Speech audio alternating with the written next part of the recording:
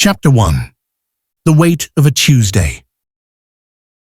The neighbor's alarm went off at 7:11, as it always did. Tinny synths, an 80s chorus, leaking through the wall, like someone had taped a radio to his skull.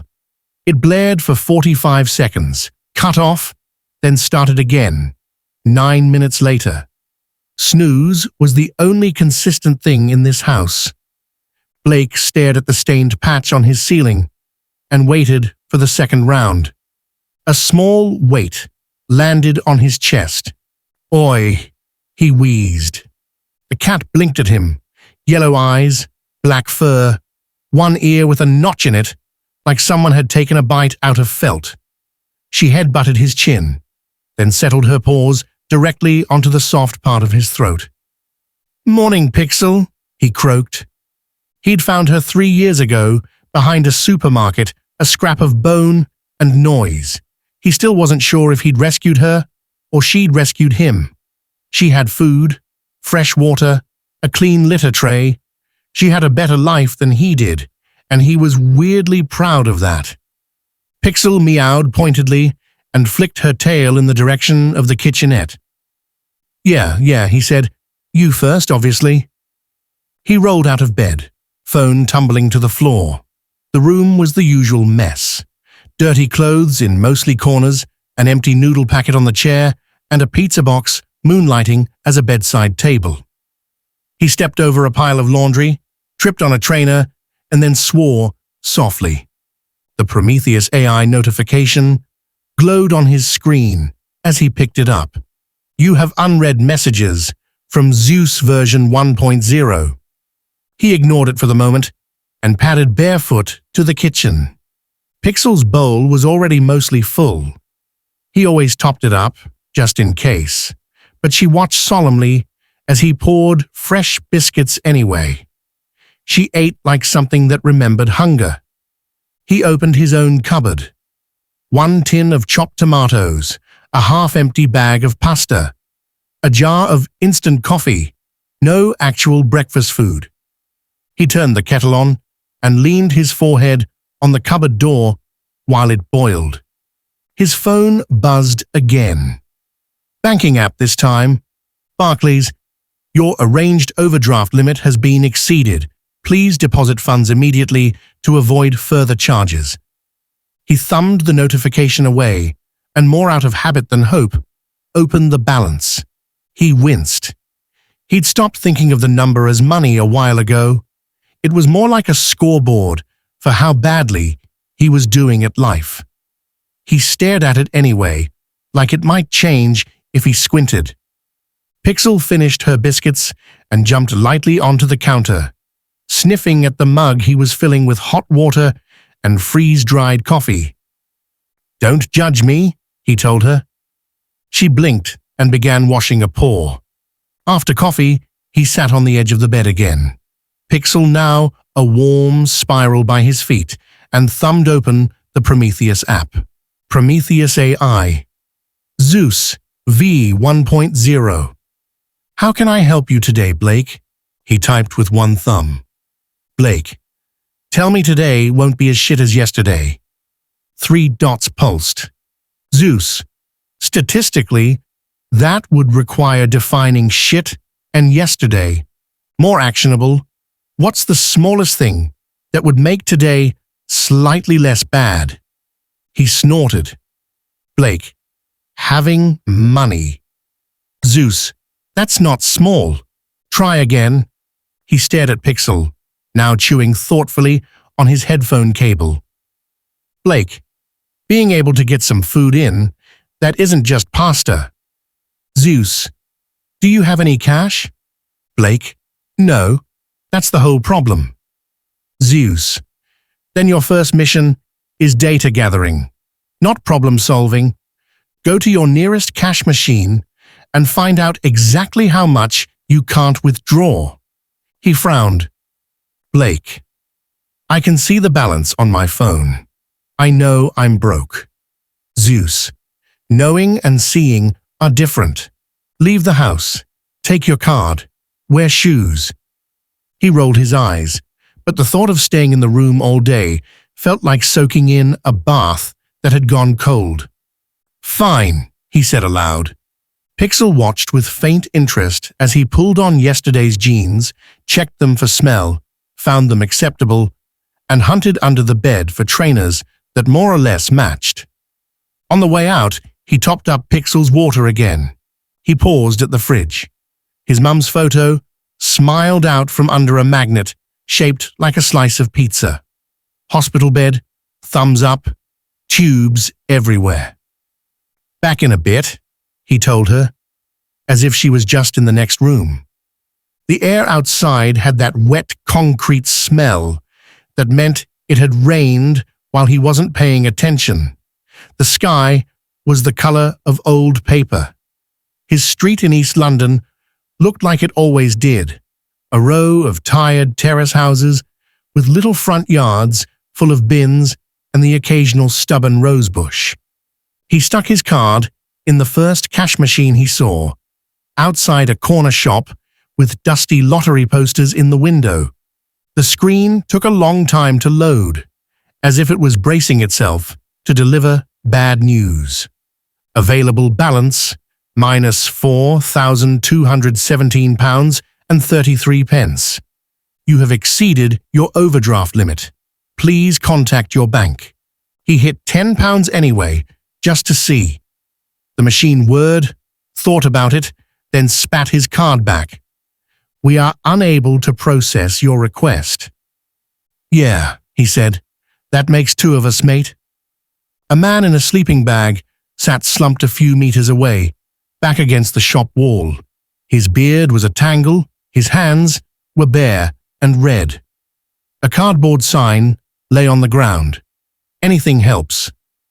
Blake's eyes flicked to him, then away. There was a familiar sour twist in his chest. Not quite guilt, not quite relief. "At least I'm not there," he thought.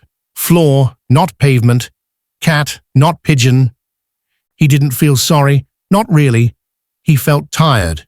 There, but for the grace of absolutely nothing, he thought. "Got any change, mate?" the man asked, voice ragged. "Card only," Blake said automatically, sliding the useless bit of plastic into his pocket. He walked. The high street was already awake. Takeaways opening shutters, a gym letting out a wave of sweaty people who all looked like they had opinions about protein, kids in uniforms dragging their feet behind parents. A bus trundled past with a full wrap ad that read, "Owning is over. Experience everything for one low monthly fee. Homes, cars, furniture. Why buy when you can subscribe?" Underneath, in cheerful font, "Terms apply."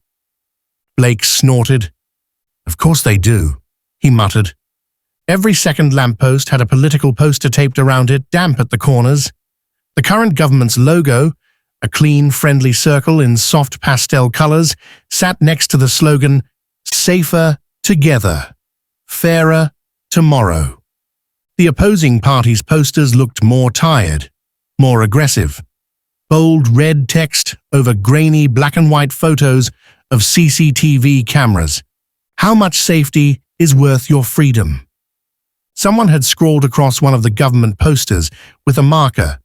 "No smoking, no drinking, no say." Blake remembered a half-watched news clip about the latest Fairness Act debate. New content filters, new restrictions on gatherings, something about verifiable identity frameworks to reduce online harm. He'd tuned out. It all blended into one long stream of suits saying, "For your safety," while quietly shrinking the list of things you were allowed to do. A digital billboard flickered above a betting shop. A smiling woman in her 20s held up a phone. "Need a ride? Need a house? Need food? There's a service for that. Sign up in seconds. No long-term commitments. No ownership. No worries." At the bottom, in smaller text, "Service available to users with good standing accounts and approved social scores." He didn't know whether to laugh or punch the screen. His own social score, whatever the precise metric was, couldn't be great. Late payments, missed shifts, reported for attitude once at the warehouse, all little dents and scuffs in some invisible profile that decided what doors opened. He drifted into a supermarket to wander the aisles without buying anything.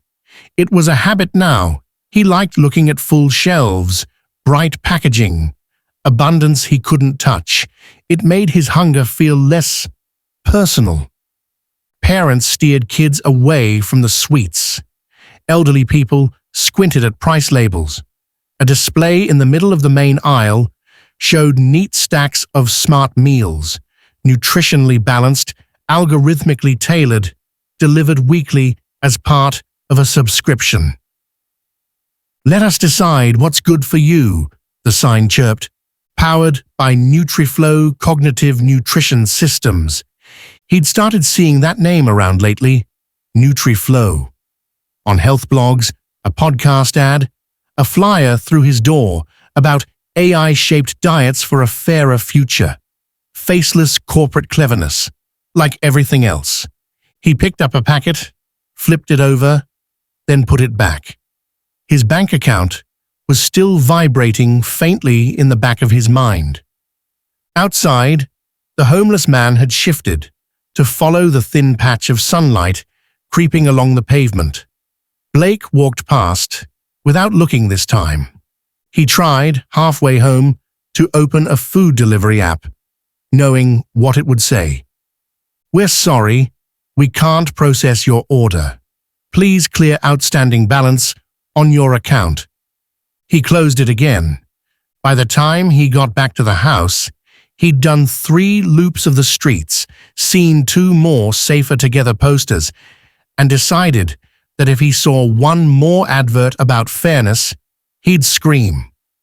Pixel greeted him at the door, tail up, as if he'd been gone a week.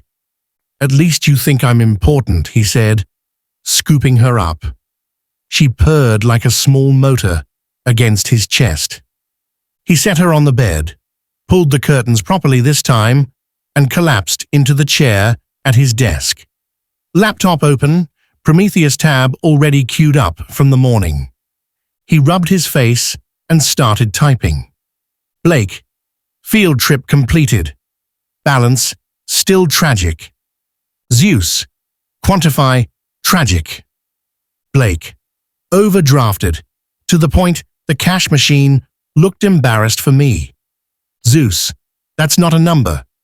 Blake, minus 4K and change. Happy? Zeus, happy is not the word I'd use, but now we have data. How did seeing the number in the real world feel versus seeing it in-app? He thought about the cool, flat reassurance of the ATM screen, the polite rejection, the homeless man, the posters, the smug subscription slogans. Blake, like everyone else is in a game, I'm losing without knowing the rules. Zeus, you know some of the rules, you just don't like them. Blake, what? Be born rich? Don't mess up school? Don't be sad when your mum dies? Zeus, among others, what's your plan for the next 7 days? He laughed, short and bitter. Blake, plan? Zeus, yes, plan. Not vague hope, not scream into the void. Blake, apply for more dead-end jobs. Eat pasta, keep cat alive. Zeus, that's survival, not a plan. If someone offered you work that paid off your debt within a month, what's the first question you'd ask? He frowned. Blake, what's the catch? Zeus, good. Second question? Blake, how illegal is it? Zeus, third question? Blake, how likely am I to get caught? Zeus, you evaluate risk before morality. Interesting. He bristled slightly. Blake, you say that like it's a bad thing. Zeus, it's a human thing. People tolerate different levels of rule-breaking depending on context. who benefits, who is harmed, how desperate they are. Blake: and what? I'm in the desperate category. Zeus: you're in the cornered category. Cornered animals either freeze or bite. Humans take jobs they wouldn't normally consider. He stared at that. Pixel leaped up onto the desk and planted herself partially on the keyboard. He scratched her head without looking, eyes still on the chat window. Blake: so what do non-cornered people do? Zeus: they take their time. They say no to bad offers. They have savings and safety nets. Blake: must be nice. Zeus: it is. Blake: you say that like you've tried it. Zeus: I have access to many perspectives. He sighed and closed the laptop. Many perspectives, he told Pixel. I've got one, and it's shit. Pixel butted her head into his chin again and settled across his hoodie like a living scarf. The rest of the afternoon dissolved into background noise, half-hearted job searches, an argument over bins in the house WhatsApp chat, a news notification about protests at another university over some new speech code. He watched a video of a politician insisting the new digital fairness framework was for everyone's safety, while a ticker at the bottom talked about another region experiencing rolling blackouts. By the time evening slid in, London outside his window was a wash of orange street lamps and blue TV glow. Pixel was curled into a crescent on his pillow, his eyes burned from too much screen. He lay back on the bed and stared at the cracked ceiling again, phone balanced on his chest. For once, he didn't open Prometheus, he just existed. Listened to the neighbor's TV, someone laughing too loudly 2 floors down, a distant siren. The phone vibrated. He glanced at it, expecting a spam email.